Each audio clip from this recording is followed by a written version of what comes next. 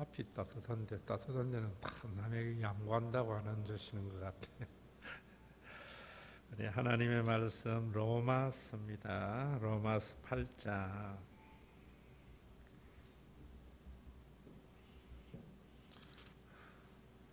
로마서 8장 17절에서 22절까지 읽겠습니다.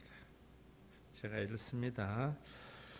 자녀이면 또한 상속자 곧 하나님의 상속자요 그리스도와 함께한 상속자니 우리가 그와 함께 영광을 받기 위하여 고난도 함께 받아야 할 것이니라. 생각하건대 현재의 고난은 장차 우리에게 나타날 영광과 비교할 수 없도다.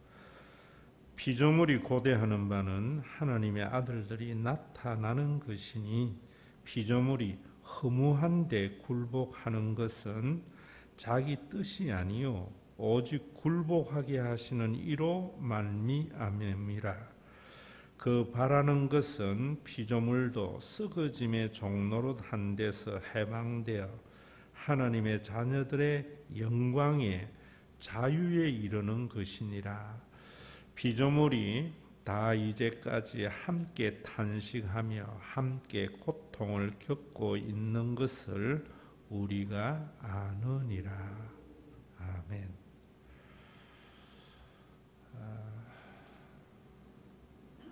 우리가 신앙생활 하면서 왜 내가 신앙생활을 하는가? 또 오늘도 예배를 드리러 오면서 왜 예배를 드리러 오는가?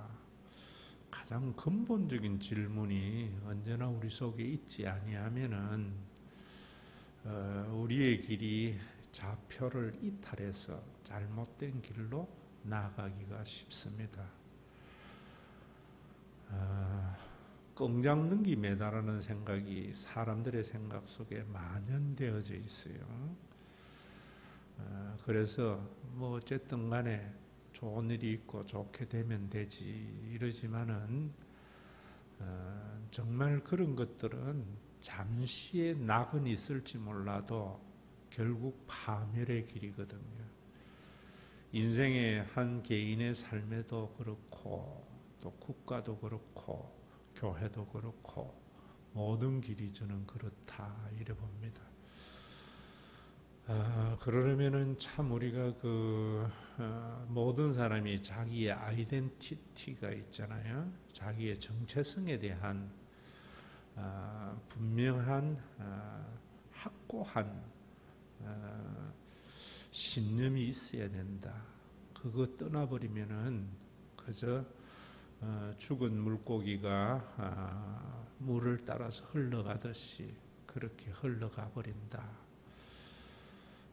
지금 우리가 흔히 그러잖아요. 지난주일도 제가 말씀드렸지만은 우리 시대 참 이런 시대를 사는 사람도 역사에서나 세계에서나 많지 않는 것 같아요. 가장 빈곤한 시대에서 가장 풍요로운 시대를 한 인생 속에서 다 경험하잖아요. 그래서 우리가 전후 우리나라가 제일 가난했지 않습니까? 세계에서. 그 가난의 시대에서부터 또 지금은 너무나 풍요로운 시대이지요. 사실은 여러분 미국 사람들도 지갑에 100불짜리 가지고 다니는 사람이 그래 많지 않아요. 물론 그 사람들은 카드를 생활했고 요즘 아이들을 보니까 전부 또 스마트폰 하나만 가지고 다니던데 100불을 이렇게 주면은 굉장히 큰 돈을 받은 것과 같은 그런 생각을 가집니다. 근데 우리나라 사람들에게는 돈이 그렇게 10만 원이 그렇게 크게 느껴지지 않잖아요. 그만큼 풍요로운 시대를 사는 것이다. 저는 그래 봅니다. 뿐만 아니고 우리나라도 여행을 다녀보면은 미국이나 어떤 선진국보다 우리나라가 모든 기반 시설이 너무나 잘 돼 있거든요. 뭐 운전을 해보면은 도로만 해도 그렇고, 또 우리의 삶에서 미국 사람들이 그런 이야기 한다잖아요. 한국에 오면은 공중 화장실 또 뭐 이런 데에 있는 비데를 보고 놀란다는 거거든요. 우리는 그런 것들이 너무나 일상인데, 정말 이런 풍요로운 시대를 살면서 우리나라의 모든 사람들은 또 불행하다, 행복을 느끼지 못하잖아요. 저는 그 중심에서 누구에게 책임을 돌려야 되는가? 뭐 정치를 잘못해서 뭐 그런 것보다도 정치인이나 경제인들은 그래 사는 겁니다. 인류의 역사 이래에 그 사람들은 다 그래 살았어요. 그러나 가장 중요한 것이 종교고, 또 종교 중에서도 우리 기독교는 종교라고 하기보다 생명인데, 그 생명을 잃어버리면은 우리의 그런 부유함이 우리에게 진정한 행복이 되지 못한다라고 생각을 합니다. 요즘은 이제 제가 인문학을 쭉 공부를 다 하고 난 뒤에 요즘 유튜브를 보면서 제가 우리 교회의 유튜브를 제가 보니까 설교가 한 1000편 정도 있어요. 그래서 주일 설교 말고 수요 설교 중에 요즘 제가 소선지서를 계속 이렇게 듣고 있는데, 제가 한 설교이지만 제가 은혜 받을 때가 많고 또 새롭게 각성하는 것들이 많이 있습니다.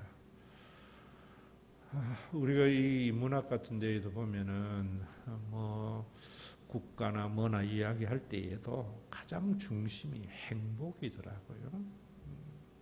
어떻게 하면 행복하며 살 수 있는가? 근데 인간의 가장 큰 착각은 부유해지면은, 그리고 권력이 많아지면은, 남들보다 높은 데 있으면은 행복할 거라고 하는 착각 속에 사는 것 같아요.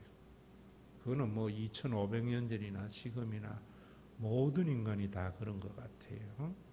근데 인문학자들도 결코 부유해진다고 해서 사람은 행복해지지 않는다, 이건 논증하는 것이 사상이고 인문학이더라고요. 여러분, 그렇지만은 그 사람들에게는 그럼 어떤 사람이 행복하냐? 올바르게 사는 사람이 행복하다, 궁극적으로는.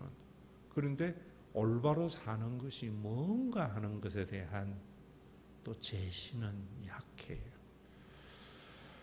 우리가 그들의 도움을 받아서 오늘 수요일 나온 저와 여러분들도 우리가 그런 생각, 먼저 본문을 보기 전에 우리가 어떤 생각을 해야 되는가 하면은, 정말 우리가 행복하게 사는 삶이 뭔가, 행복하게,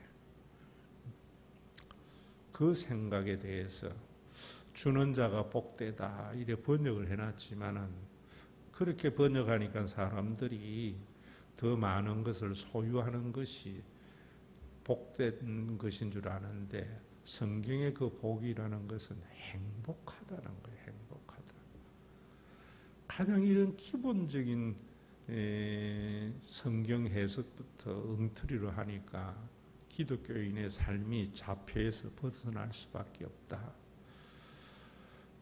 제가 교회를 비판하는 것 같지만은 왜 그런가?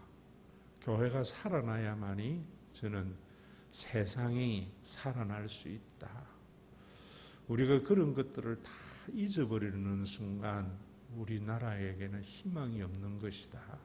저는 이래 봐요. 언제부턴가 참 그런 것 같아요. 예전엔 좀 그러지 않았는데, 뭐 이명박 대통령 선거에서부터 뭐 그 수많은 일들이 있어도 사람들은요 무시해버리고 찍어줬는데 결과가 됐는데 얼마나 참 최악의 많은 문제들이 생겨났지 않습니까? 지금은 여러분 이런 것들이 뭐냐면은 교회가 제 역할을 하지 못해서 그런다. 불교도 마찬가지라고요. 불교도 성녀대회를 참 뭐 몇십 년 만에 열어가지고 하는 소리가 뭔가면은 입장료 문제를 가지고 시위를 하는 것 이런 걸 보면서 저 사람들이 욕심 떠나서 세상에서 산속으로 간 사람들인데 참 진짜로 어떻게 보면은 약간의 유익조차도 없는 그런 모습들. 그걸 비판하기 전에 과연 교회는 그런가 이런 생각들. 그래서 성경은 언제나 그런 이야기 하잖아요. 우리가 먹고 살기가 힘들 때에는 성경은 먹고 사는 일만큼 중요한 것이 없어요. 없어요. 뭐 우리가 장발장이라는 소설만 봐도 그렇잖아요. 거기에 종교인의 역할이나 이런 거 보면은 먹고 살기 위해서 굶어 죽는데 뭐 도둑질하는 것을 정죄할 수 없는 그런 상황을 말하잖아요. 그러면서 성경은 또 뭐라는가 하면은 먹을 것이 있고 입을 것이 있은즉 자족함이 유익하다. 경건해. 그럼 지금 우리 한국 교회의 목사들은 뭘 해야 되는가 하면은 사람들에게 자족하는 것을 가르쳐 줘야지고 어떻게 하면은 자족할 수 있는가? 그 메시지가 교회로부터 세상에서 흘러나가야 된다라고 저는 생각을 합니다. 그러나 한 세대의 모든 것을 경험한 우리들이기 때문에 우리 밑바탕에는 뭐냐면은 잘 살아보세요. 남들보다 더 많은 것을 가져야 행복하다고 하는 선입견과 전제가 있거든요. 그래서 성장한다, 잘 된다 소리 안 하면은 사람들의 마음에 와닿지 않거든요. 오늘도 여러분들이 수요일 와서 저는 이 본문을 보면서 그런 생각이 들더라고요. 17절에 보면은 자녀이면 우리는 하나님의 자녀라는 이야기는 참 많이 듣지. 그런데 자녀이면 누가 자녀냐? 자녀라면 어떻게 살아야 될 것인가에 대한 생각은 별로 안 한다고요. 왜? 그건 별로 듣고 싶은 말이 아니거든요. 자녀이면 상속받아야 되고 아버지로부터 무한한 공급을 받아야 되고 그런데 여기는 뭐냐면 자녀이면 또한 상속자다. 우리는 하나님의 나라를 상속받은 자이지. 그래서 상속받은 것을 가지고 굉장히 부유하게 누리는 자녀의 특권만 말한다고요. 그게 유대교예요. 그 유대교는 생명도 없고 파멸에 이르렀다고요. 그래서 예수님이 오신 거거든요. 지금도 우리는 하나님의 자녀들에게는 하나님의 나라를 상속받는 축복만 이야기해요. 자녀이면 상속을 받는데 그 상속은 그냥 받아지는 게 아니에요. 자녀다운 자에게 상속을 줘야만이 그 상속받은 것이 진짜 복이 된다고요. 저는 지금 오래전에 설교했죠. 요즘 또 가장 민감한 시대라서 이 설교를 하기가 좀 그런데 그때 너무 강렬하게 내 머리에 남아가 제가 설교했던 기억이 있어요. 부산저축은행의 사건 얼마나 많은 사람들에게 피해를 끼쳤어요. 자살하는 사람도 있고 많은 피해를 끼쳤는데 그때 창업자가 제가 그래서 그 사람에 대해서 지금 기억이 좀 희미한데 호남분이었어요. 근데 부산에 와서 상호 신용금고를 해가지고 돈을 그러면서 자기가 뭐라는가 하면은 전라도에서는 돈이 없는 데서 경상도 와서 제가 그래가지고 상호 신용금고를 할 만큼 많은 돈을 벌었는데 그 아들이 상속을 받은 거예요. 아들이 상속을 받았는데 그 아들과 함께 제가 지금 기억은 정확하게 안 나지만 몇몇의 사람들이 있었어요. 몇몇의 사람들이. 이 몇몇의 사람들이 아들과 함께 그 많은 것들을 부실 대출, 뭐 대출해가 다 날려버린 거예요. 그래가 무너지면서 얼마나 많은 사람들이 거기에 맡겼던 돈들 다 날라가서 가정이 파괴되고 할 때에 80 먹은 그 창업자가 울면서 텔레비에 나와서 국민 여러분 정말 죄송하다면서 내가 아들이라고 회사를 물려주면 안 되는데 깜도 안 되는 놈에게 물려줘가지고 친구놈들하고 그러므로 말미암아 여러분들에게 이 고통을 안겨주었다. 여러분 지금 우리 한국 교회가 깊이 생각해야 할 부분이 저는 그 부분이라 생각해요. 하나님이 우리를 하나님의 자녀라고 하고 또 하나님의 나라를 교회를 통해서 상속해 줬거든요. 교회가 저는 하나님의 나라가 돼야 된다고 봐요. 그래서 참 부유해졌어요. 그런데 깜도 안 되는 자녀들에게 상속을 해줌으로 말미암아 정말 신음하는 시대가 되어져 버리지 않았나라는 생각을 해요. 제 기억에는 80년대까지만 해도 교회가 참 가난했어요. 가난했다는 것은 뭐냐면은 80년대까지만 해도 교회가 여유가 없었어요. 그래서 저도 80년대 말 90년대 초 이때 부교육자 생활했는데 생활비를 애 3명이 있는데 45만 원 받았거든요. 그 도저히 생활이 안 되는 돈이었다고. 그런데 왜? 교회가 여유가 그렇게 없었어요. 그런데 신방을 가면은 꼭 교인들이 봉투를 2개 놔둬요. 하나는 감사한금, 하나는 목사님 도서비. 이화석 장로님이라고 이북에서 혼자 내려가지고 여든이 지난번 장로님인데 내시하고 항상 신방을 같이 갔어요. 그러면은 받은 봉투를 제가 반을 딱 드려요. 그분 그거 가지고 살았거든요. 저도 그거 없으면은 생활이 안 됐던 거죠. 교단적으로도 그래요. 교단적으로도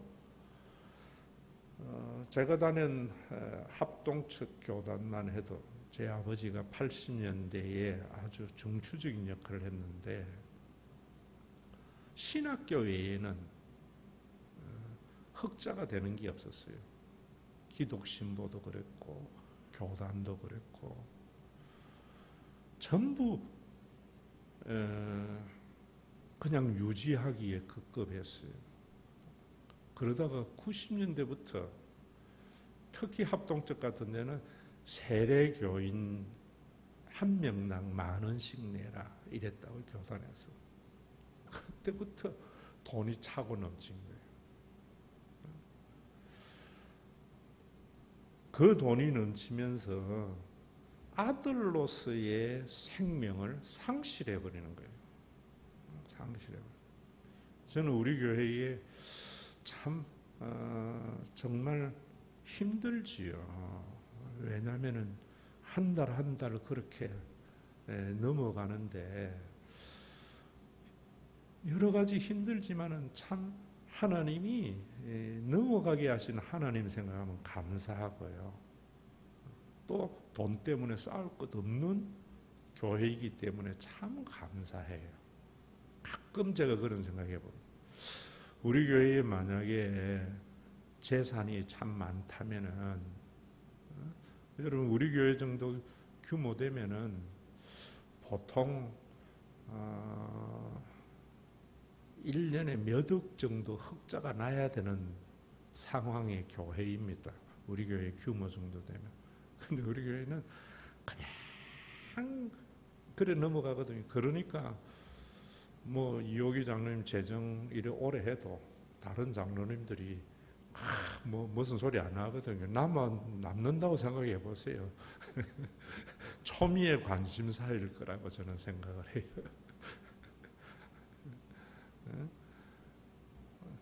여러분 참 이게 행복인데 어떻게 보면은 그래서 성경에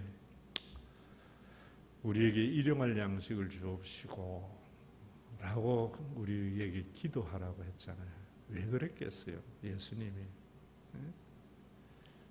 예수님이 여러분 주기도문을 할 때마다 이런 거 모르니까 여러분들에게는 더 그런 감동이 없겠지요. 목사에게는 그런 걸 아니까 감동이 있는 거라다 이런 생각을 해요. 그래서 그게 목사의 축복이지 가장 부유한 교회에 대해서 좋은 대접을 받는 것이 축복이 아니라 생각해요. 여러분들보다 성경 말씀을 좀 더 깊이 연구하고 그러다 보니까 삶을 바라보는 것이 더 성경적으로 하나님적으로 볼 수 있기 때문에 그 축복이 목사에게 주신 축복이다. 저는 이래 봐요. 여러분 주기도문 같은 경우도 여러분들은 그냥 막 외우는지 몰라도 유대인의 카데시 18번의 축복 기도가 유대인들의 기도예요. 유대인들은 18가지의 기도 축복을 늘 뭐 다른 나라 멸하고 우리나라 복주고 이런 것들이 유대인이 드리는 기도문이에요. 그래서 그 기도문에 대해서 제자들이 왜 우리에게는 기도를 안 가르쳐 줍니까? 하니까 예수님이 가르쳐 주신 기도문이에요. 그럼 유대인의 축복의 기도에서는 하나님의 나라가 없었다는 거죠. 누구만 부자였는가? 제사장들, 사회의 기득권층들, 그 사람들만 부유한 거예요. 부유했다고 그 사람들이 행복했는가? 아니에요. 그들도 부패되어졌고 전체 백성도 불행했고 그런데 예수님이 오셔서 우리에게 가르쳐 주시는 기도문 일용할 양식을 주옵시고 참 매력 없는 기도잖아요. 그런데 예수님이 그냥 했는가?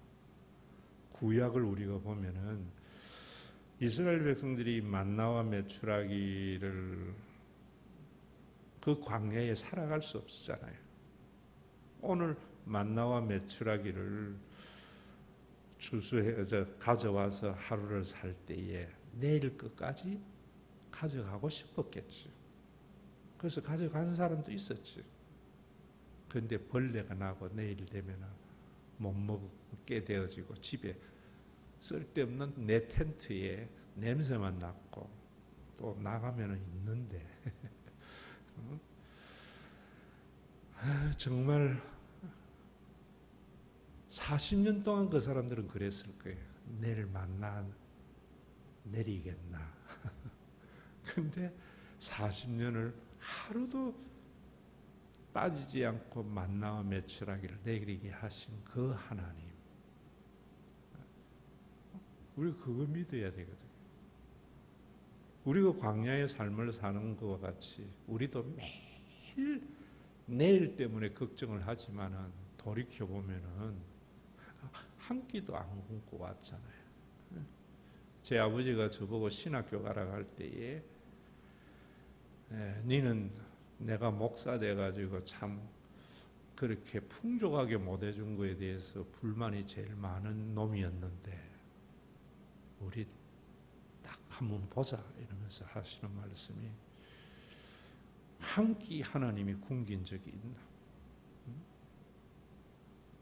제 큰 누님이 40년생인데 면에서 대학 하나 가는 그런 때에도 대학 다 나오게 하고 지금은 대학 별거 아니지만 옛날에는 참 그랬잖아요. 이런 하나님이면 대체 뭘 더 바래?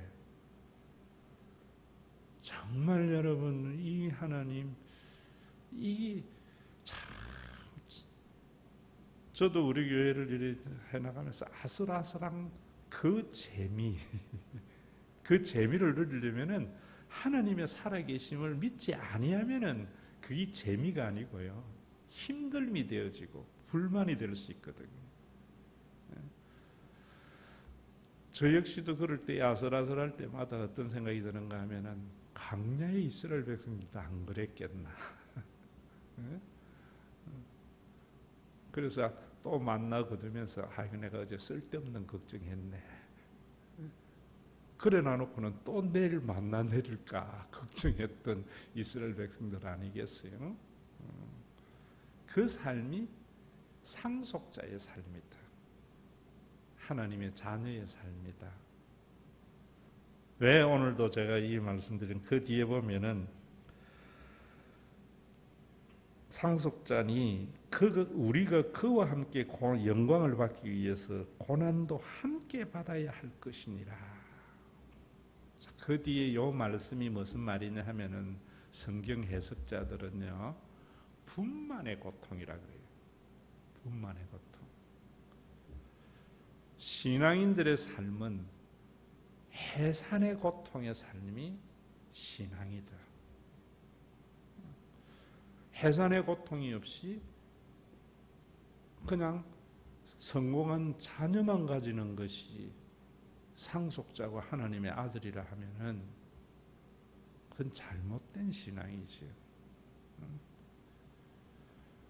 여러분 남자들이 자녀에 대해서 더 크게 뭐 이렇게 기쁨을 여자들보다 엄마들보다 못 누리는 것 같아요. 그래서 부성애보다는 모성애가 훨씬 더 강하잖아요. 이혼을 할 때 보면은 대책도 없으면서 다 가져가도 애는 내가 데리고 간다고 하는 여자들의 모습을 보면서 참 저기 모성애구나 이런 생각을 가진데 그 모성애가 어디서 생겼는가? 해산의 고통이죠. 여러분 제가 앞에서 말한 그런 영광은 해산의 고통을 감당해야만이 그 영광을 대해서 안다고 봐요. 그래서 바울은 갈라디아 교회에 그런 이야기 하는 거거든요. 복음을 전했는데 이상한 놈들이 와가지고 완전히 갈라디아 교인들을 잘못된 길로 인도해요. 율법주의로. 그때 이제 바울이 그런 이야기예요. 너희가 나 처음 만났을 때 실제로 그 갈라디아 4장 읽어보세요. 눈이라도 빼줄 것 같지 않았나? 응? 그런데 내가 참된 말, 너희가 얘에게 필요한 말 했다고 나에게 이럴 수 있나? 그래서 내가 큰 소리로 너희에게 말한다 라고 말하면서 해산의 고통을 너희를 위하여 한다 라고 말을 하거든요. 전부 열매만 따먹으려고 하는 거지. 지금 우리 정치인들도 보면서 저는 그런 생각을 합니다.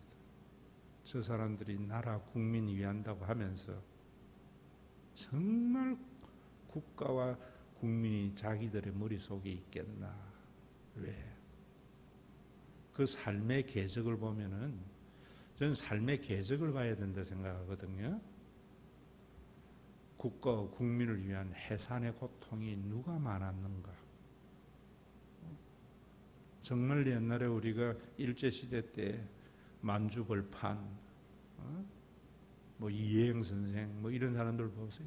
전 재산 팔아가지고 자녀들은 다 거지와 같이 살면서 독립자금 쓰고 만주 무관학교에서 독립군 기르고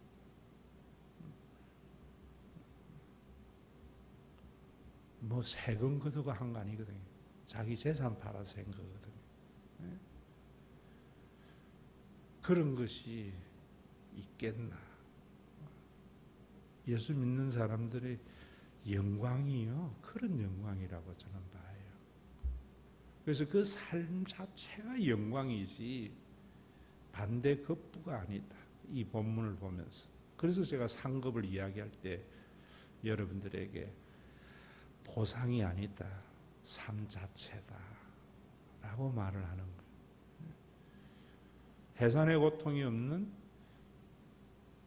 입양한 자녀에게 그 영광을 느끼겠어요? 오늘도 여러분 지금 우리 이 교회에서도 마찬가지라고 봐요. 처음에 제가 여러분들에게 이런 말을 설교에 거의 안 했지요. 왜냐하면 해봐야 못 알아들으니까. 그런데 이제 한 10년 넘어가면서 제가 제 마음이나 목회했던 것들 이야기하는 것은 알아달라는 게 아니에요. 내 어머니 아버지가 저에게 이야기하는 게 애들은 말 안 해주니까 모르더라. 진짜 몰랐거든요. 그런데 그 몇 마디 한 것들이 지금도 남아가지고 늘 나를 지배하고 있거든요. 아, 그때 아버지 엄마가 이랬지. 이런 생각들. 저도 어떤 생각이냐면은 그래서 그러는 거예요. 여러분들에게 제가 목회하면서 어떤 느낀 감정 또 이런 이야기들을 하는 것은 알아달라는 게 아니고 나중에 내가 이제 은퇴하고 없어지면은 아, 그때 목사님이 이랬지. 그래서 이래 해야지. 그게 교회를 세워나갈 것이다. 왜냐하면 지금은 그래 말해도요, 절대로 그게 안 남아요. 저도 아버지 어머니가 그런 말씀하실 때에 전혀 내 머릿속에 남아있지 않는데 이상하게 돌아가시고 나니까 그게 남아있는 거예요. 그래서 애들에 대해서도 그렇게 되어지고 이러더라고요. 그것이 가정을 세워나가듯이 교회도 세워나간다. 참 그래서 하나님께서는 절대로 자기가 한 거에 대해서 자기가 먹는 그것은 하나님의 나라가 아닌 것 같아요. 그건 세속의 나라이죠. 수고의 대가를 자기가 가지는 것은. 생명 있는 사람은 자기의 수고, 그 수고를 자기가 먹으려고 하는 것이 아니라 다음 세대에. 부모가 그러잖아요. 부모가 자기 먹으려고 자기 세대에 자녀의 영광을 위하여 삽니까? 다음 세대에. 전 그게 생명이라고 봐요. 예전에 한국교회의 목사님들이 그랬는데 지금은 내 세대에 다 따먹으려고 하는 거예요. 정치도 마찬가지고요. 경제도 마찬가지. 부산저축은행의 그 창업자의 해한 눈물, 그걸 보면서 오늘 이 말씀, 상속자면 자녀이면, 이 말에 제가 다 꼽히더라고요. 자녀이면.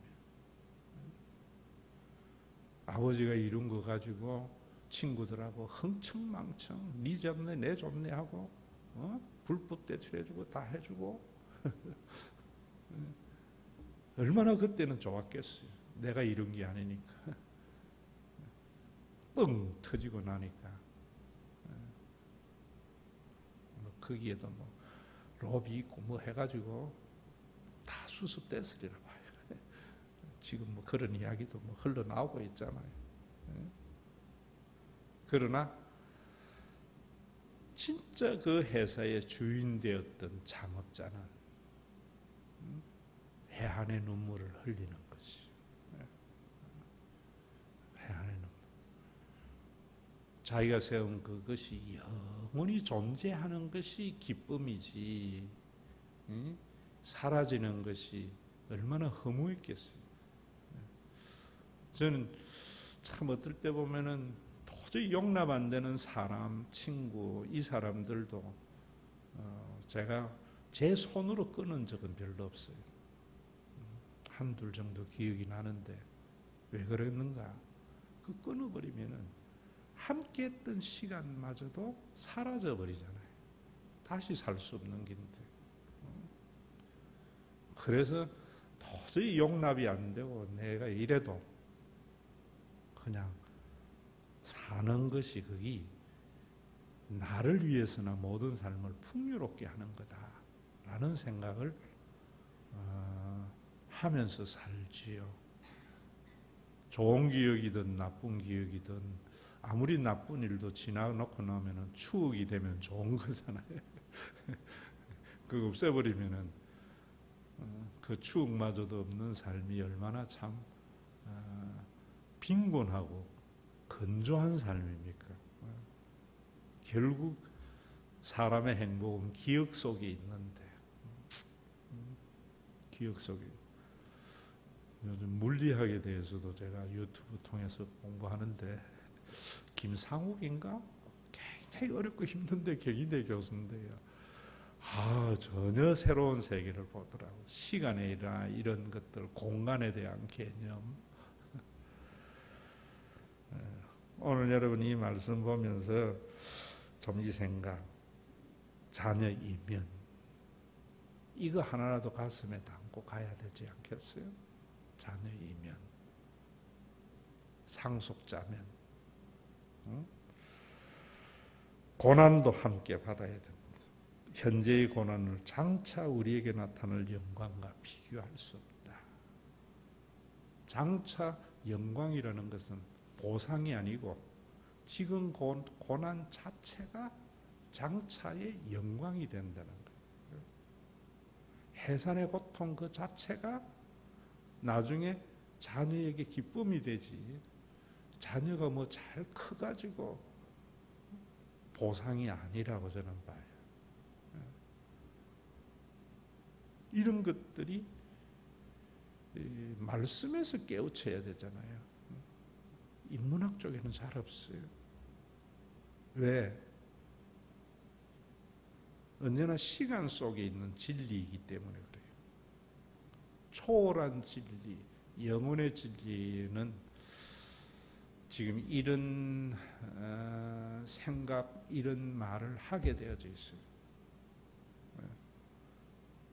여러분, 참 우리가 여러분들에게도 말씀드리지만 그러잖아요. 인간은 지난 일 때문에 후회하고 닥치지 않는 미래 때문에 염려하고 다 시간 속에 있는 인간의 가장 어줍잖은 거거든요. 근데 진짜 영혼의 세계에서 하나님의 시각으로 바라보면은 지난 것 때문에 후회하는 것이 아니라 지난 그 시간 자체가 참 행복이죠. 그때는 고통스럽고 힘들었더라도 그 고통이 오히려 즐거운 기억보다는 고통이 오히려 더 큰 행복과 영광을 가져다 주잖아요. 그런데 그걸 인간의 시각으로 보면은 내가 그때 안 그랬으면 사탄의 매인자의 생각이라고 봐요, 저는.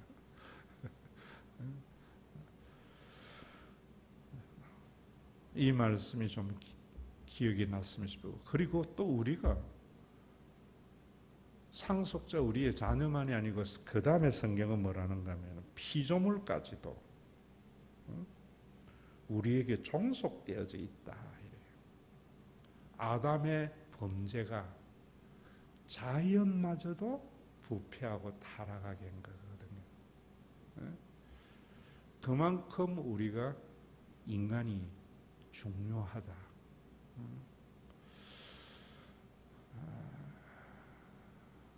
그래서 여러분 참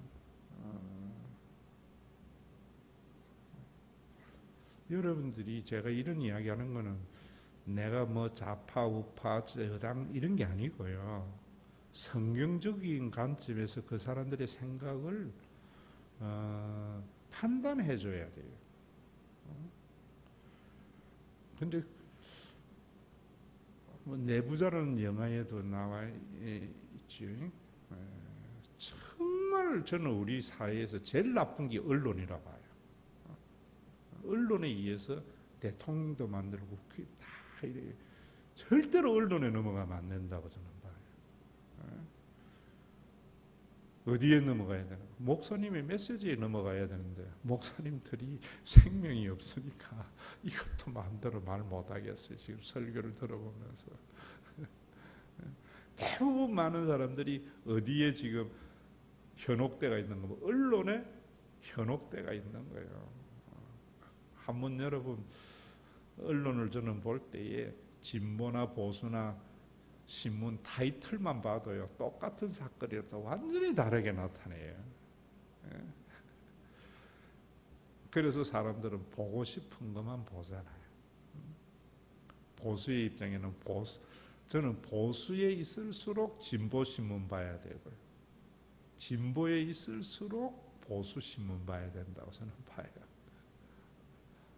저는 보수 성향이 강하기 때문에 진보 신문 봐요.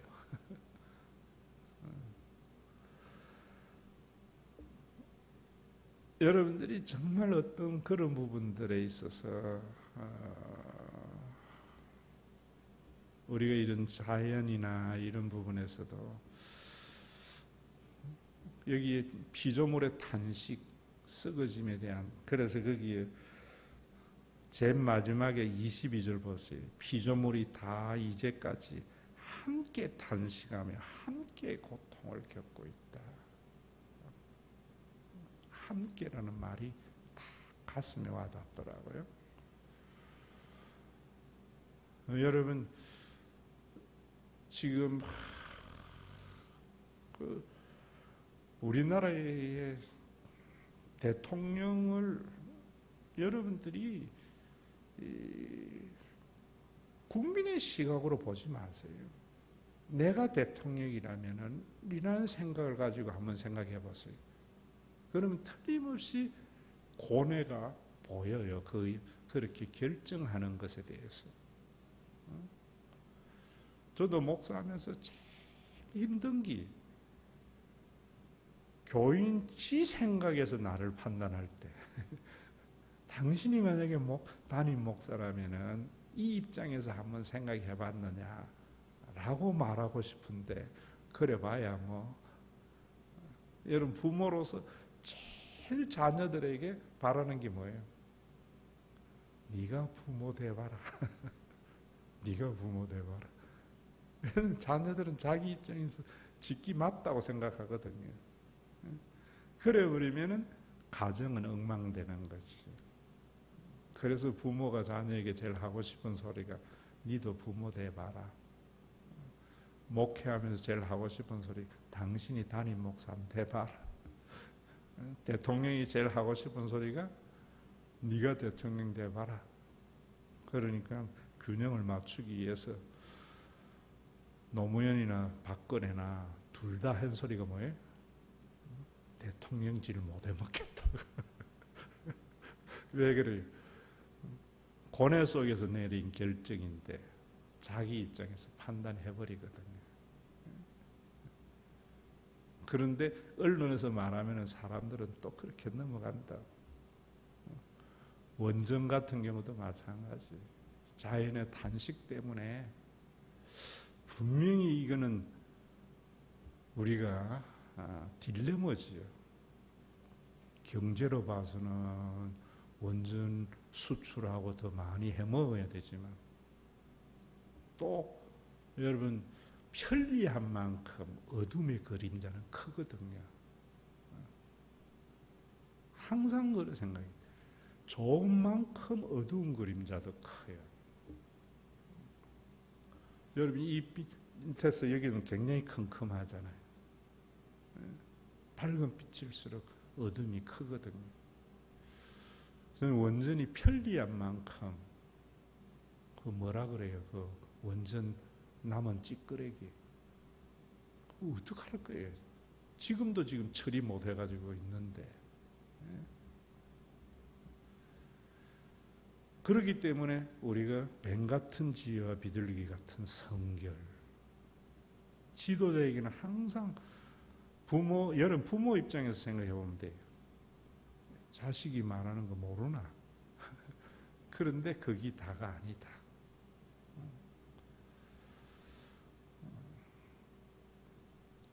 목적만 보이니까 정권만 보이니까 그냥 해서 일단 잡으면 되는 줄 알아요. 굉장한 우려가 있어요. 지금 그 어느 때보다 우리나라가 지금 이명박 이후에 중우정치가 판을 치는 것 같아요. 중우정치가. 그래서 저 지난주 제가 개별스 이야기도 했는데 오늘 이 말씀 두 가지 자녀이면 함께 탄식하는 세상을 보면서 왜 이 세상이 우리 아버지 하느님 것인데 우리 것인데